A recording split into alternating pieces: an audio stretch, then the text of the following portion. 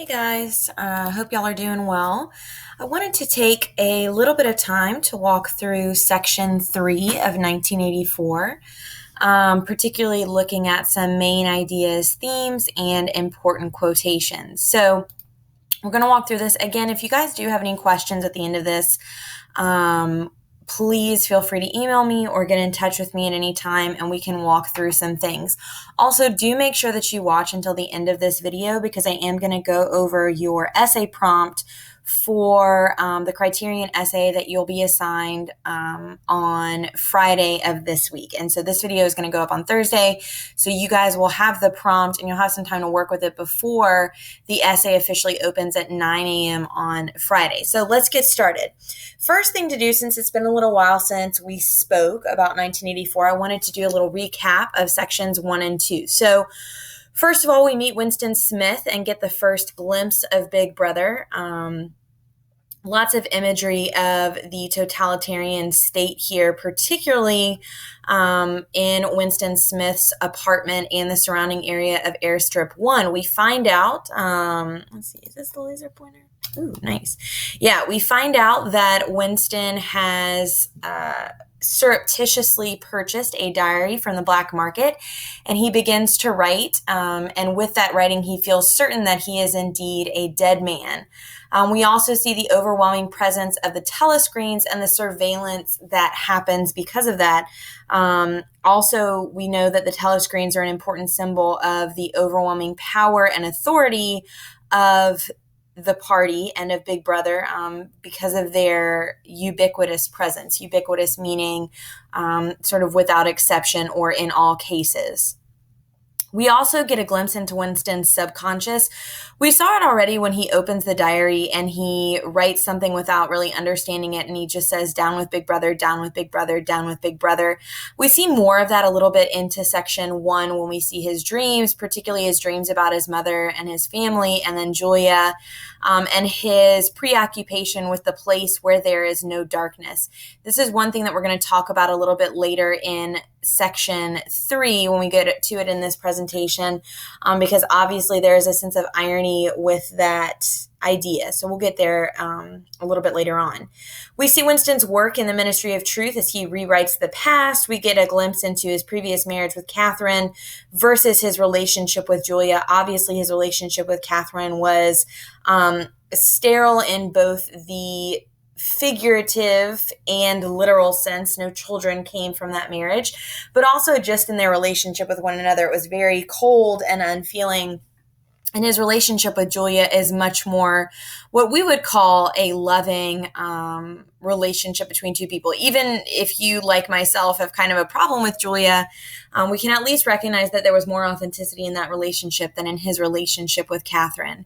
We also get our first glimpse of Mr. Charrington's shop. This is obviously going to be a very important location for Winston and Julia as they form this sort of fictional existence in the room that they rent out over his shop.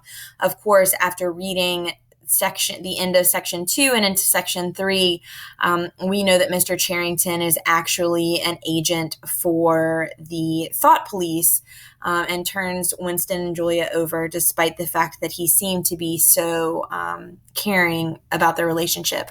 So moving into section 2, we do get more information about Julia. Again, Julia is one of those characters who is very important to the text, but is not particularly likable. They spend time in the Golden Country, and they view their relationship, particularly the intimate moments in their relationship, as an act of rebellion against the party. And while that's true, you might see their relationship as ultimately a political act, but I do think you're missing something if you don't also view it as some kind of attempt at authentic human love. And under normal circumstances, if we were in the classroom together, we would spend a lot of time talking about their relationship and the way it both reflects and is also sort of a perversion of authentic human relationship. But it is important to note that Julia is a revolutionary, but not as much of one as Winston hopes to be. It's really Winston's relationship with Julia that emboldens him to seek out O'Brien and to believe in the potential of a rebellion against the party. We already talked about the room above Mr. Charrington's shop. As you go in and you look at the description of it, it has old world tones to it. So there's no telescreen, or he thinks that there's no telescreen.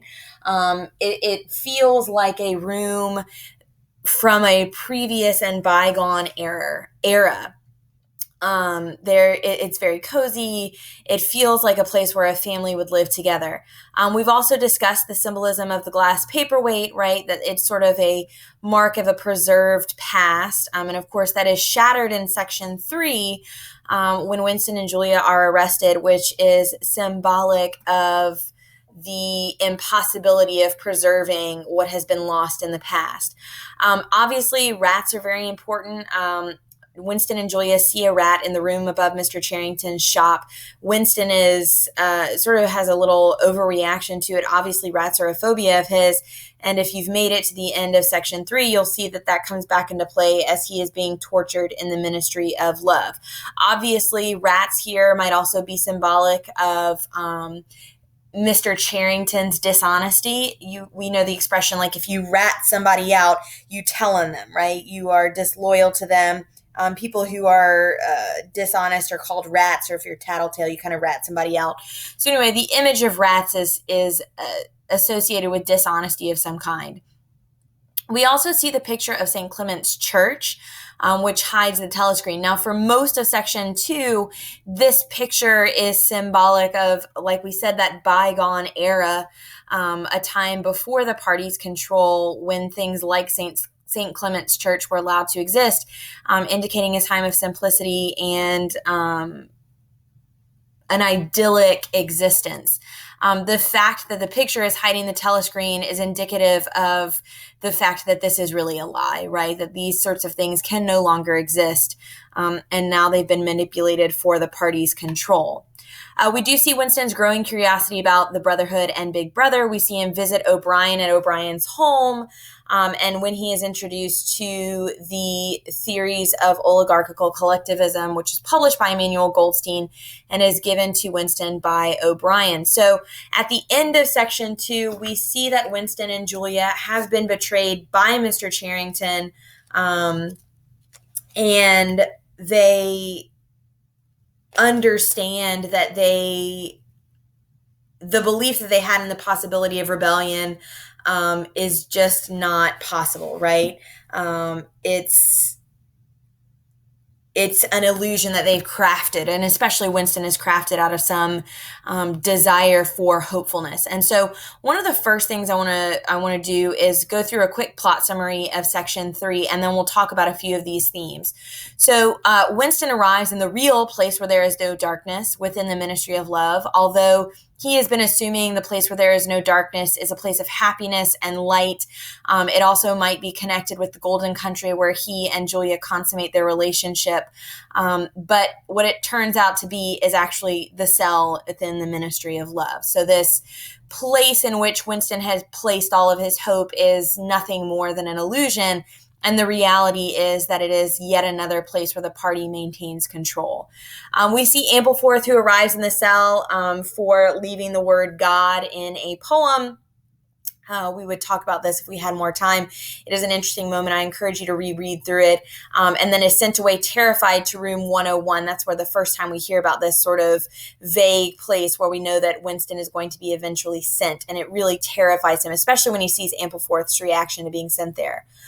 Winston is beaten at as O'Brien oversees. We do learn in section 3 that O'Brien is a member of the higher up in the party, that he is a member of the thought police. And again, any hope that Winston had that O'Brien was sort of this salvation or savior is an illusion. Through shock therapy, O'Brien attempts to retrain Winston's thoughts toward Big Brother and the false reality imposed by the government. In this section where Winston's being tortured, Orwell places a lot of emphasis on the effect of torture on a human person, right? The effect of physical pain on a human person. And then finally, Winston, having relearned the truth from his captors, begins a process of understanding that Big Brother controls and defines all aspects of the past, present, and future. As Winston grows stronger, he continues to accept Big Brother's complete control. He yells off for Julia in a dream, and O'Brien tells Winston that it's not enough for Winston to merely accept Big Brother. He must love Big Brother. Winston is taken to room 101 where he is confronted with rats, his biggest fear. They have sort of this medieval device that'll strap onto his head and the rats will slowly gnaw away at his face. It's very, very graphic, very violent, and very disturbing. And Winston, we already knows, has this innate fear of rats from his experience in section 2. And so we know that this is a particularly horrible fate for Winston. And so in response to that, Winston yells, "Do it to Julia," betraying her and doing something that he said earlier he would never do, right? He was making the claim earlier with Julia as they were sort of proclaiming their love for one another that Big Brother could really make him do anything, but they can't make him betray you. Well, much like the other elements that Winston believed in, we find out that this too was an illusion. With this betrayal, which he swore he would never do, Winston earns his freedom from the Ministry of Love. Later, we see Winston having a drink at a bar, and he recalls an encounter with Julia in which they both admitted they betrayed the other. So not only has Winston betrayed Julia, Julia has also betrayed Winston. And Winston realizes that he has now completely succumbed and has not only accepted Big Brother's control over his life, but that he has also come to love Big Brother. And in fact, the final words of the story on page 298 are, "But it was all right. Everything was all right. The struggle was finished. He had won the victory over himself. He loved Big Brother."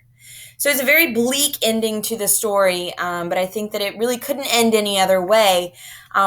Orwell's thesis in this story is that totalitarianism is this sort of final blow to the human person, right? Any sense of human independence and human individuality meets its death in this type of totalitarianism and overwhelming control by the government. So let's look at a few important quotations. I've given you the chapter in each of these.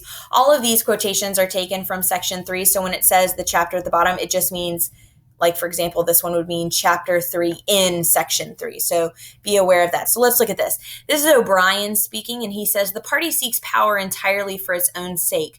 We are not interested in the goods of others. We are interested solely in power, not wealth or luxury or long life or happiness, only power, pure power. What pure power means you will understand presently. We are different from all of the oligarchs of the past in that we know what we are doing. All the others, even those who resembled ourselves, were cowards and hypocrites. The German Nazis and the Russian communists came very close to us in their methods, but they never had the courage to recognize their own motives. They pretended, perhaps they even believed, that they had seized power unwillingly and for a limited time, and that just round the corner there lay a paradise where human beings would be free and equal. We are not like that. We know that no one ever seizes power with the intention of relinquishing it. Power is not a means, it is an end. One does not establish a dictatorship in order to safeguard a revolution. One makes the revolution in order to establish the dictatorship. The object of persecution is persecution. The object of torture is torture. The object of power is power." Now, if you guys read Animal Farm, you might recognize some of these ideas. This is basically Orwell's manifesto here, and his warning against relinquishing freedoms even for a limited time or in certain circumstances, because he warns that that type of relinquishing of freedoms never really does what it claims it intends to do. That all grasps for power, despite how they are disguised with positive purposes, they are only ever grasps for power. They are only ever intended to give one body or one person power and ultimate control. And so this is a really important moment in the text, and a really important insight into Orwell's thought process. Other important quotations, we've got this one from chapter 6. "And perhaps you might pretend afterwards that was only a trick and that you just said it to make them stop and didn't really mean it, but that isn't true. At the time when it happens, you do mean it. You think there's no other way of saving yourself, and you're quite ready to save yourself that way. You want it to happen to the other person. You don't give a damn what they suffer. All you care about is yourself." This is when Julia and Winston are meeting. and they're talking about how they've betrayed one another. This is the party's ability to dehumanize, right? And we see it again in this section as well, in this quote from chapter 2. Never again will you be capable of love or friendship or joy of living or laughter or curiosity or courage or integrity. You will be hollow. We shall squeeze you empty, and then we shall fill you with ourselves. And then finally, the last words of the book, which I just read, it was all right. Everything was all right. The struggle was finished. He had won the victory over himself. He loved Big Brother. All of these are related to the party's ability to dehumanize, right? The party's ability to take any instance of individuality, any instance of human love for another individual, any instance of independence, and completely and utterly destroy it and reconfigure it so that it is a hollow vessel to be filled only with loyalty to the party. So I encourage you to look back at those quotations. Main themes in this section, again, Winston's essential humanity and the party's dehumanizing policies. Usually when I teach this novel, students are very upset by the ending because in sections 1 and 2, they were set up with this degree of optimism about the story that possibly Winston was going to join forces with the Brotherhood and overthrow the party. And then when we're met with the darkness of section 3, which is really just a series of disappointments for Winston and a complete decimation of all of the dreams and hopes that he had for the future, it is very bleak. And Orwell does this purposefully, right? We want to believe in the triumph of the human spirit in the face of overwhelming obstacles. But what Orwell is saying here is that really those triumphs are rare, and that should this type of control be given over to the state, it is much more likely that the state will retain control rather than it will be defeated. The party's overwhelming control, they have access to everything. And then finally, the failure of Winston and Julia's relationship. We see Winston and Julia's relationship as this act of rebellion, but ultimately, not only are they captured and physically destroyed, but also mentally destroyed, right? They're no longer able to engage in love with one another. Their relationship has been taken and destroyed. They've betrayed one another at the hands of the party, and no hope remains of any kind of return to that previous love that they shared for one another. It's not possible for them to maintain this love for the party that they've been re-engineered to accept and love for one another. We talked earlier in sections 1 and 2 about how individual relationships or individual loves were the ultimate threat against the party, and now that threat has been decimated. And then finally, looking at the way that the party has re-engineered Winston's mind. If you look on page 290, you'll see that almost unconsciously, and sort of an echo of Winston's writing in the diary. It says, almost unconsciously, he traced with his finger in the dust on the table, 2 + 2 = 5.